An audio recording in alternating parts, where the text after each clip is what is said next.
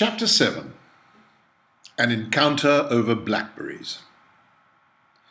They slung the rubber sheet and pyjamas over the washing line and peered into the shelter. "Water," murmured Tom. "I might have known. We'll have to keep a stirrup pump close by." He patted the side of the strange, earthy mound. "I'll put some more earth on today, and then we can plant a few turnips and such in it. Ever growed anything before?" he said, turning to Willie. He shook his head. "Always a first time. Come with me. I'll show you something." Willie followed him out of the back gate and across the tiny road, Sam scampering after them. Instead of turning left towards the village, they carried on to the right. They hadn't walked very far when they came to a tiny dirt track off the road. The aching that Willie had first felt on waking was beginning to ease up, apart from his ankles, which were still a little sore from his boots.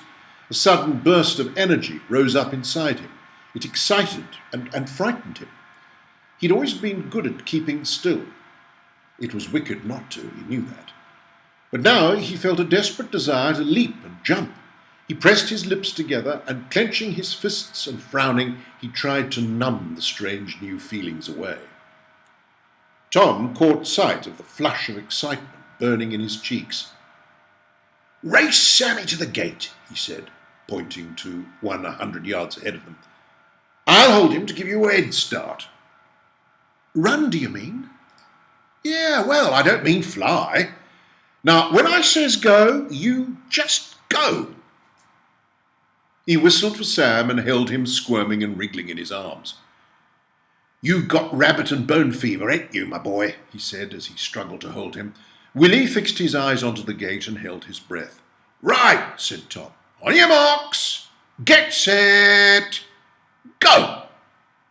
Willie shot forth, half running, half stumbling. He clenched his fists even tighter. Bang! He fell with a hard thud onto his knees. Pushing himself up, he staggered on, feeling angry and desperate inside. In his heart he wanted to run properly, but his stupid legs were letting him down. He heard Sam barking behind him. "Go it!" shouted Tom. "Go on, William!" And before he realized what he was doing, he was running too. Willie propped himself up against the gate, gasping for breath, while Sam sat nonchalantly by his feet, an easy winner. "Cheer up, boy," said Tom. "It ain't the end of the world." But to Willie, it was. He was a sissy, after all. It was true what his classmates called him. He was a willy weakling, a huge lump of misery welled up into his throat, and he stiffened his jaw so that he wouldn't disgrace himself by crying. "Well, what's up then?" asked Tom. "Miserable because Sam beat you, eh?" Willie nodded and stared at the ground. "Can't expect to be good first time. Takes practice. Sam's had more than you. Anyways, you beat me, didn't you?" Willie looked up and gave a brief smile. Yeah, I did." "Why, you needn't look so pleased about it," said Tom in a disgruntled manner. He swung the gate open. "Well, what do you think?" Willie found himself standing in a large field. On one side were rows and rows of furrowed earth with tufts of green leaves sticking out of them, and on the other far side stood a large cluster of trees dripping with apples and pears. "There's taters, cabbage, beans, peas, sprouts, turnips, all sorts. We'll have to pick 'em all pretty sharpish. You can help me when it's time." He closed the gate and set off back down the dirt track towards the cottage. They were leaning over the shelter, putting more earth round the walls, when Zack arrived. "You walked through Dobbs's field?" asked Tom sharply. "Yes, and I shut both gates." Tom gave a grunt. "Can Will come out and play?" "He's out already, ain't he?" "Yes, I suppose he is," said Zack thoughtfully. "It's a figurative expression that I haven't really given a lot of thought to." "Where'd you get all your queer words from?" "Are they queer?" "Well, they ain't normal." "So I've been told, oft and oft." And he gave a sigh. "I say, Will, what on earth have you done to your hair?" Willie looked blankly back at him and pushed his fingers through it. His scalp didn't itch any more. It tingled. What's wrong with it? Nothing, it's just a different colour, that's all. I didn't realise you were so fair. It was true. The lank look had disappeared, and it did look lighter. Go and play, William, said Tom. Play? Yes, play. Excuse me, Mr. Oakley, interposed Zack. Before we go, may I have a deco inside the shelter? I'd like to see what it looks like in the daylight. Please yourself, answered Tom. But before he could warn Zack about the waterlogged floor, he had already leapt down inside. There followed a loud squelching sound, and his feet sunk as if in quicksand. Don't you never look before you leap? Occasionally. Didn't this time, though, did I? Tom turned at the sound of the back gate opening. A rather disgruntled-looking George walked towards them, his hands stuffed into his pockets. Mr. Oakley, he said, me and the twins is going Blackberry-like and taking a picnic. He glanced quickly at Willie. Would William like to come with us? Mum says she's making enough for us all. I say, said Zack, poking his head out into the sunlight, can I come? I'd bring some food too. George stared at him in horror. He sighed inwardly. These townies were queer folk, he thought. They talked different. Their ways were odd. It was bad enough having to ask the one called William to come. He was intrusion enough. Drat his mum. Please, pleaded Zack earnestly. All right. What else could he say? He felt irritated. He knew the twins would be furious with him. There's just one small problem, said Zack. I'm afraid I'm a bit like Buster Keaton at the moment. George looked at him blankly. He's a queer one, he thought. No doubt about that. Yes, look at me. He pressed his arms to his side and leaned forward on a diagonal without falling over. I say, he said, after having created no response, you do know who Buster Keaton is, don't you? Are you going to stay down there all day? Grunted Tom. That's what I'm trying to tell you. I'm stuck. I need a pull. They all grabbed hold of him, and after a lot of yelling from Zack and one almighty heave, they yanked him out and fell backwards in the grass on top of a yelping Sally. Thank you, said Zack, struggling back to his feet. He looked down at them. His sandals were encased in a large quantity of glutinous mud. He lifted one foot up and placed it heavily in front of the other, making a slow progression to the gate. I say, he said, twisting his body round, where shall I meet you? Outside the shop, grunted George. In an hour's time. Righto. And he slowly squelched his way through the gate and out of sight. An hour later, the twins and George were waiting on the corner with their baskets, bags, and gas masks. Willie caught sight of them as he turned the corner. He stopped for a moment and looked round for Zack. He caught sight of a dark-haired boy in a bright red shirt and green shorts coming out of the shop. He gave a sigh of relief and started walking again. Zack had seen him and was waving frantically. George and the twins turned to look at them. Willie felt painfully self-conscious. Zack ran down the road to meet him. His sandals had been scraped clean, but they still looked pretty dingy.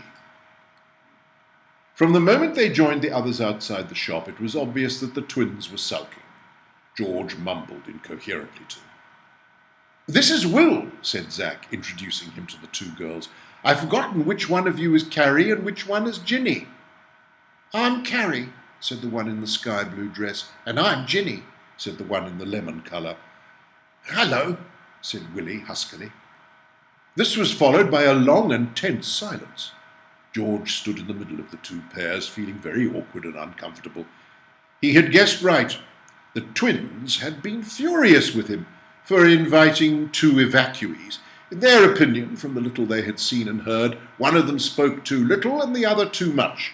It was rotten of George to ask them. George cleared his throat. Well, he said, suppose we'd best get started. They turned and headed down the lane towards Ivor's farm. Willie held an empty bucket and a small bag, while Zack carried a basket and satchel. They walked on behind the others. I say, he said excitedly to Willie, You should have seen Mrs. Little's face when I walked in. She threatened to plant potatoes in my feet. He nudged Willie and glanced at George and the twins walking ahead. They're a bit stuffy, aren't they? He whispered. Stuffy? Said Willie. What do you mean? Unfriendly. But they asked us to go on a picnic with them. I suppose so. He nudged a sore spot on Willie's arm. Anyway, he confided, we'll have a bit of fun, eh? Willie was unsure about what. He wished his tongue wasn't quite so dry and that the skin round his neck didn't feel so very tight. They came to Ivor's farm. Lucy and her friend Grace Bush were playing in front of the house. They ran up to the gate and climbed up onto it. Mrs. Padfield was hanging out the washing. Hello, she said. Where are you all off to? Blackberrying, said George. Lucy caught sight of Willie. Her eyes slowly expanded. Hello, she said shyly to him. Willie shuffled with embarrassment and avoided her large gaze. Stupid girls, he thought angrily to himself. Stupid, stupid girls! Fred and Harry are doing a bit this afternoon. They're helping their dad at the moment, seeing as there's no school for a bit.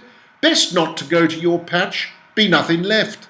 And she smiled and carried on with her work. We'll drop some into you, said Carrie. Won't we, Ginny? Ginny nodded. Have a good day, then. Lucy watched them going down the lane. She would dearly have loved to have joined them, but they were all older. They wouldn't want someone as little as her. She felt a tug at her dress. Come on, said Grace impatiently.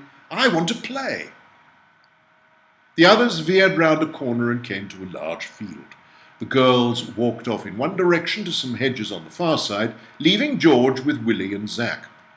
Who's in the doghouse, then? Asked Zack. You or us? George gave a smile. Come with me, he said. I'll find you a good spot. He pointed to some bushes. See them red berries? Rather, said Zack. They look delumptious. What? Delumptious. That's a mixture of delicious and scrumptious. Well, anyways, continued George, undaunted by Zack's interruption, if you eats any of them, you'll die. Them's poisonous. Don't eat nothing till you've shown me. Look, there's a good un, he said, pointing to a hedgerow dripping with blackberries. You pick there. I'm off to find a patch of me own.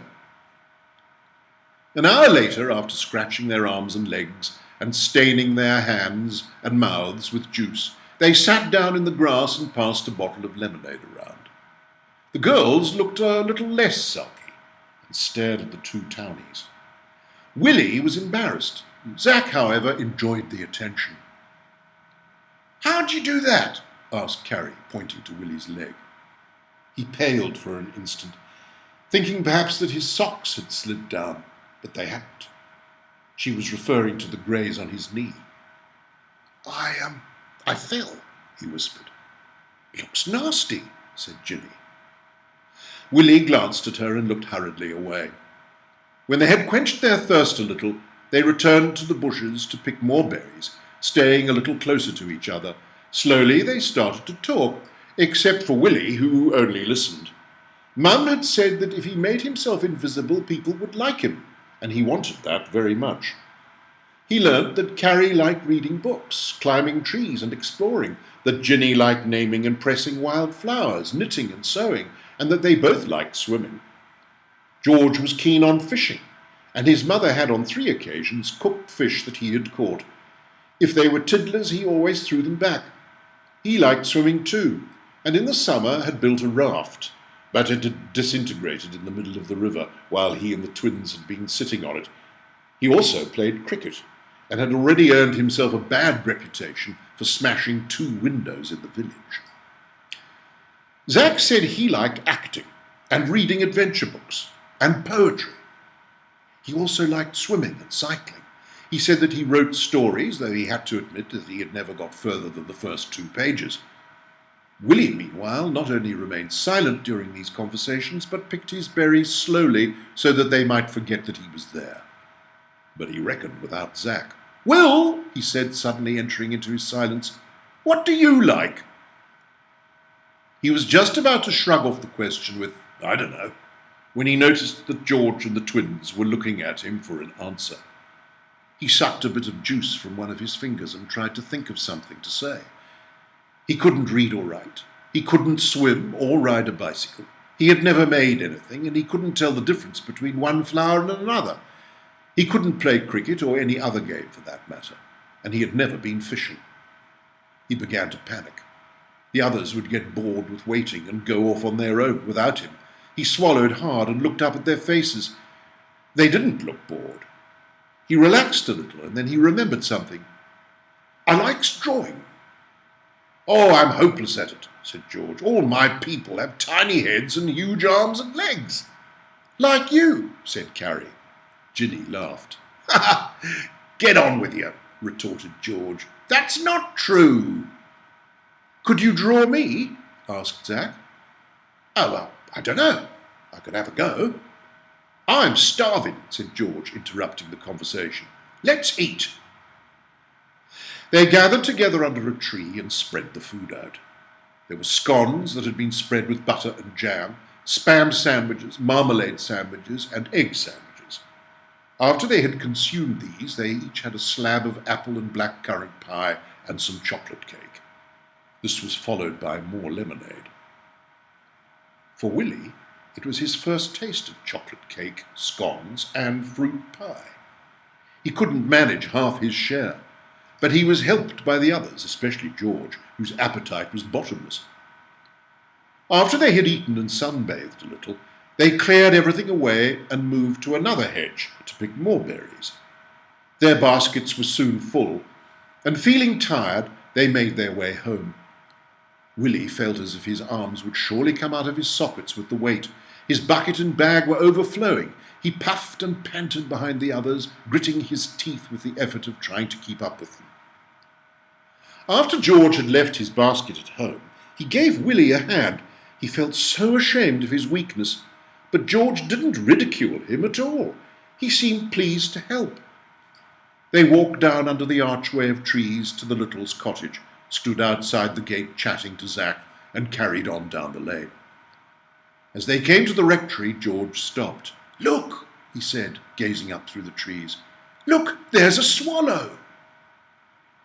Willie screwed up his eyes and peered upwards. All he could see was a bird. A swallow to him was something you did when you ate food, or you did to stop yourself from crying.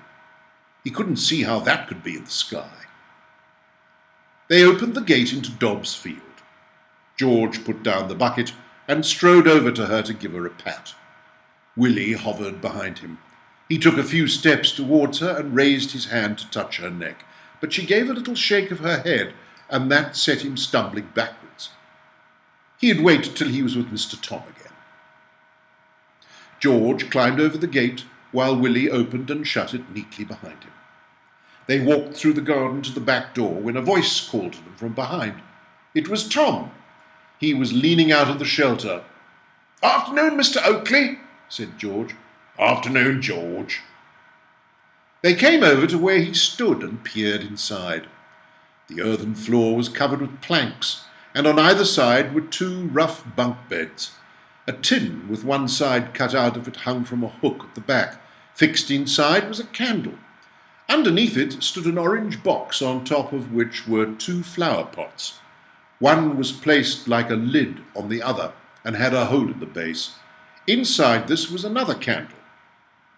Above their heads over the entrance was a rolled piece of dark canvas. A potted plant hung in a nearby corner. "Gaw!" gasped Willie. "Ain't it fine?" "Best to be comfortable," said Tom, and he gave a short cough to hide his pleasure. "Proper job," agreed George. They took turns to walk around inside and sit on the bunks, and then George left to go home for tea. Willie spent the evening with Tom, washing and bottling the blackberries and eating some of them for supper. He sank into an even deeper sleep that night, with the knowledge that he, Willie Beach, had survived a whole day with 4 other people of his own age, and he had made jam.